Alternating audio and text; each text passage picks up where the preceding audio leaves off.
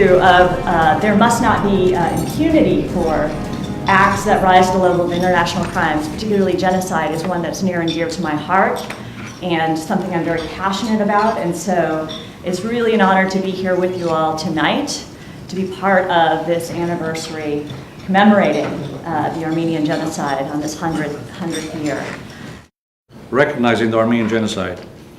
In fact, in many respects, the United States has compiled a more extensive record of acknowledging the Armenian Genocide than many other countries that have merely adopted parliamentary resolutions on this issue.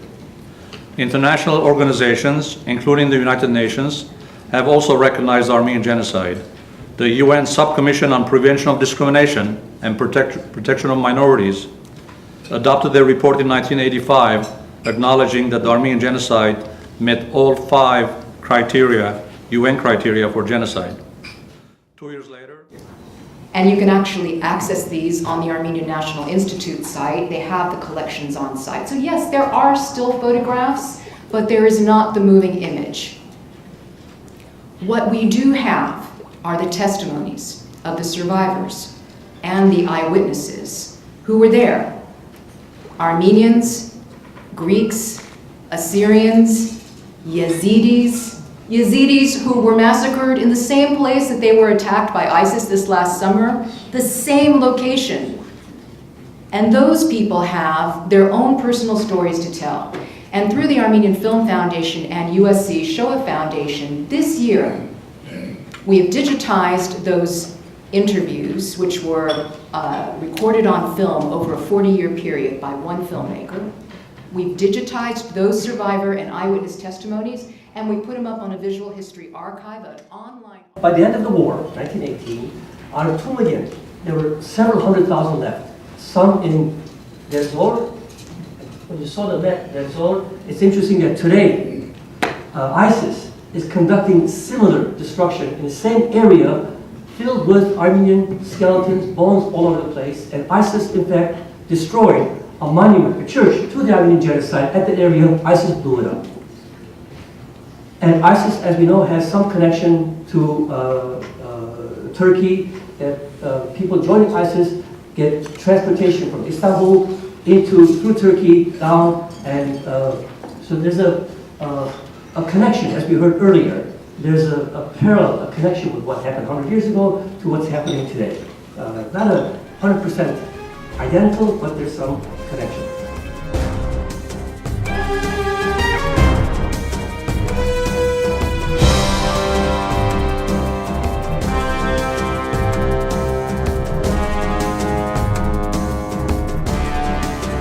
As you were witness, there were several presentations, very emotional about the genocide of the Armenian, which I think really need to have lots of attention. I'm glad to have Serge again here with me. You present to our audience the emotional aspect. I think it has a huge impact emotionally on the audience. Everybody's just so quiet and listening to every word seems to me. So what was your take? Well, Alex, certainly when I gave my own personal account of my own family, I think it became personal and a bit, the passion there and the hurt and the pain that my grandmother felt. I could feel that. It was. I could feel that. But I think as far as the speakers, I think they offered a really good broad spectrum of issues that relate to the Armenian Genocide. One being the survivors' account, another being the historical context of what led to this. And of course, Harut Sassounian speaking about the justice that is being pursued to this day by the Armenians against the Ottoman Turks for this genocide. So it was a good overview of the various issues that Armenians still think about to this day. And the pain of this genocide, although it happened 100 years ago, the pain still continues. And it's exacerbated by the fact of the denial by the Turkish government. I think that pains many of the Armenians as well. Isn't it amazing? It seems to me the history is being repeated as many times they mentioned in the presentation, the ISIS, yes, doing the same thing almost. And I was wondering, aren't we learning from this history? I was just thinking of the account in the news the other day in Yemen, yes, where the Sunni extremists just blew up a mosque, people worshiping.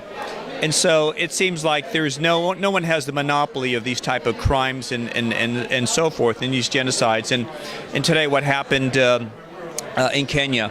And so I think it's important for us to be vigilant, to not let these issues disappear and forget them, because I think that's when the aggressor thinks people forget, they forgive, there's no consequences to these evil acts, and they do it again. And I think that's where the world has to stamp and say, look, we have to acknowledge there was a crime, and there has to be consequences for it to deter future crimes like this. And I think that's what the Armenians want. And I think also the Armenians on a personal level and as well on a national level, they want justice.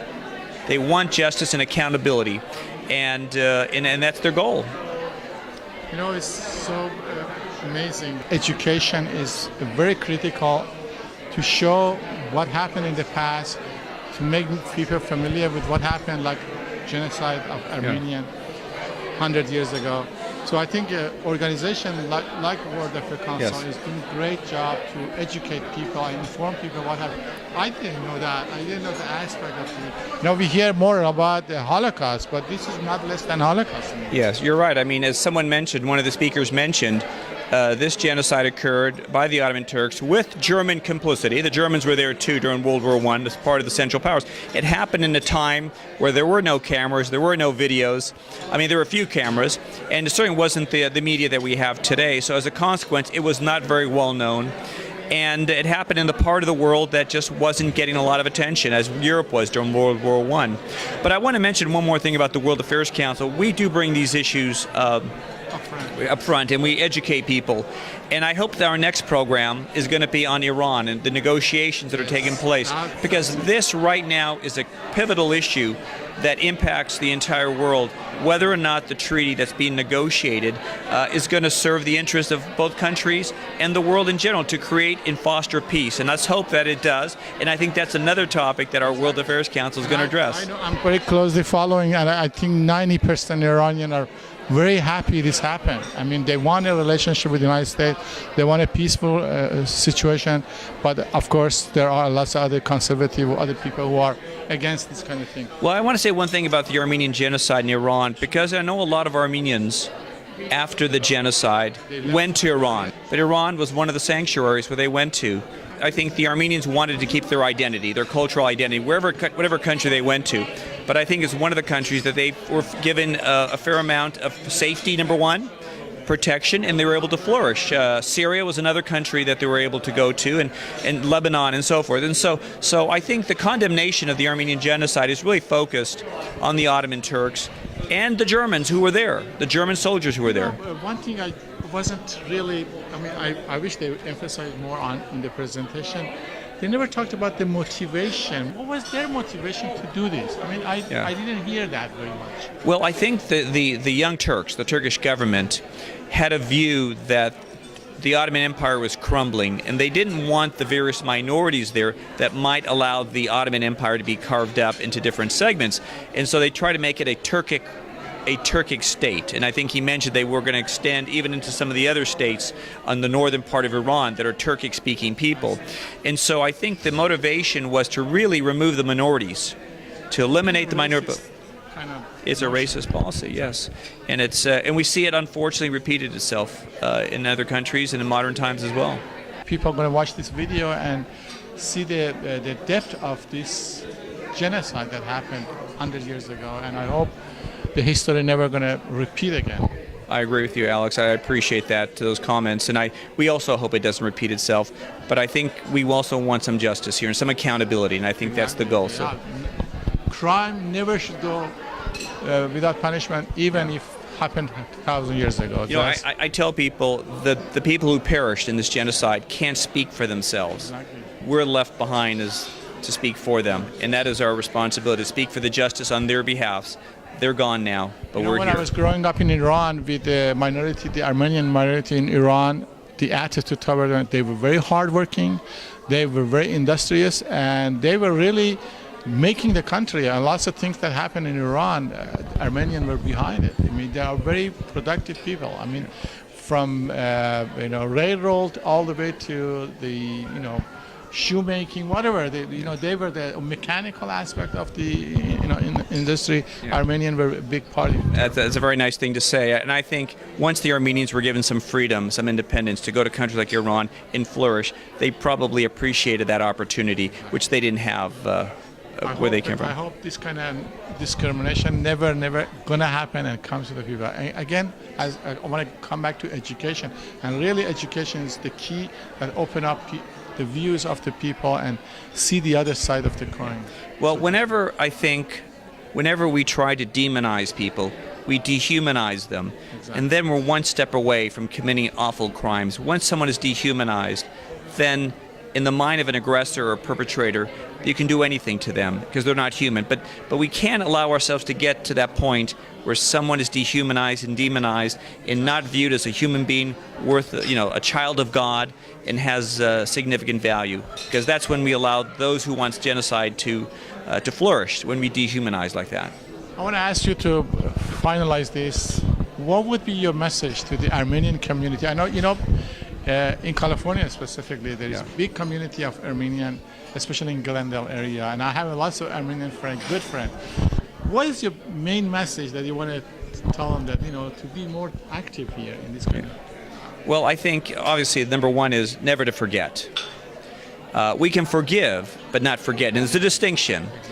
We don't want to carry hatred, but we want to carry a sense of justice forward, a positive justice. We want to represent, as I say, those who are gone, to speak for them, to speak for their justice, to educate people about this historical fact, and again, to hold the Turkish government and its agents accountable. And I think we've been effective in that. And that's the word I would say. Never forget, honor our ancestors. All right, you heard from Serge, and I really enjoyed the presentation. It was very eye-opening, and hope I know World Affairs Council have lots of this type of program. The last few years I'm following, and hope you join the World Affairs Council and learn more about what's going on in the world. You're right. We have great programs. Thank you, Alex, very much. Thank you, my friend. All right.